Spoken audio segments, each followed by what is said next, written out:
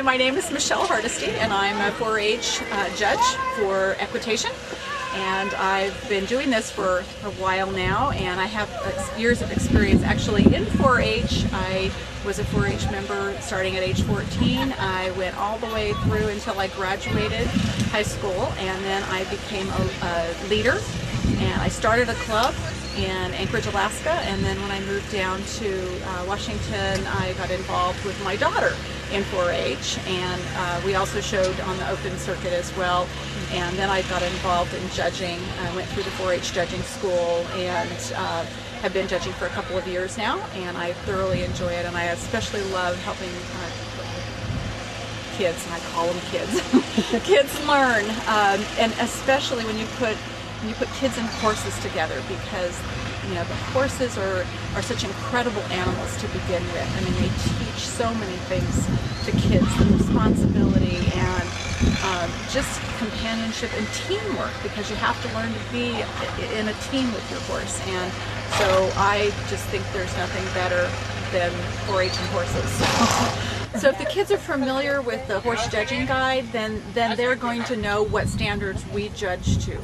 The Danish system is designed to help kids actually improve their performance every time they go into the arena. So if they get a white ribbon this time and the judge gives them advice or notes, and they know that the next time they are going to try to improve on those and hopefully get a red and ultimately a blue ribbon, and then if they place it such, grand and reserve champion, or that's what you shoot for. But the important part that I try to tell the exhibitors is that they should be looking for personal performance.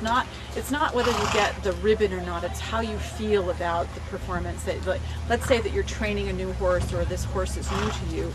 Work on just, if you're having a difficult time in the practice arena getting the correct lead, then be happy when you go into the show arena that you get the correct leads. His big issue is taking his right lead, so we work on cantering and just being around other horses. That's what you want to go for. You want to try to improve your performance every time you go into the arena. Eventually, when you do that, those ribbons are going to come. You don't have to be in search of the ribbons, just be in search of a good performance. And when you get one, it's awesome. I mean, I still remember the ride that I had where I got the most perfect performance out of my horse, and it was in a 4-H show, and it was an English equitation class, and the horse and I were just so together, we were so on, and it didn't matter to me what I placed because I had the most perfect ride.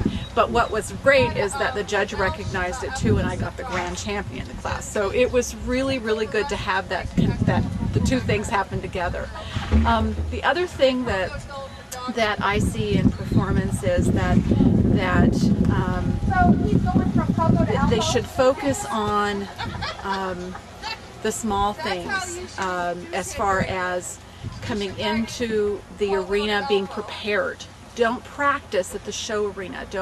If you practice in the show arena, then be happy with the ribbon that you get. Don't be upset or mad at the judge if the judge is placing you based on what he or she sees. If they have a good body position when they come in, then great, they've already got a good body position. I'm not going to make any comments about their lower leg or their hands or anything else if they've already got it all together.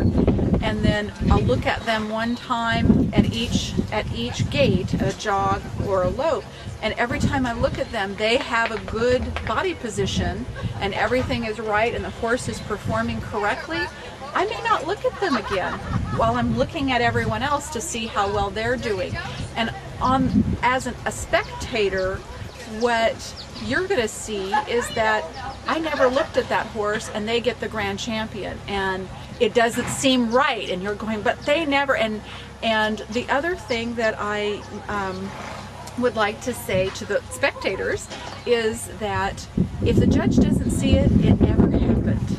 So if someone is behind me and they mess up, they get a wrong lead or they run into the wall or whatever, and everybody outside the arena sees it, but I didn't because my back was to them, I can't judge that. So you need to know that if I don't see it, it didn't happen, and then be okay with that. That they got away with something because I didn't see it. So it's always important for kids to understand that if I happen to catch you with a wrong lead or out correcting your horse, I have to judge what I see. And someone else may be doing the same thing, but if I didn't see it, I can't judge it. So that's another really big thing for you to keep in mind when you're thinking about it, in terms of not understanding why a judge places a class the way that they do.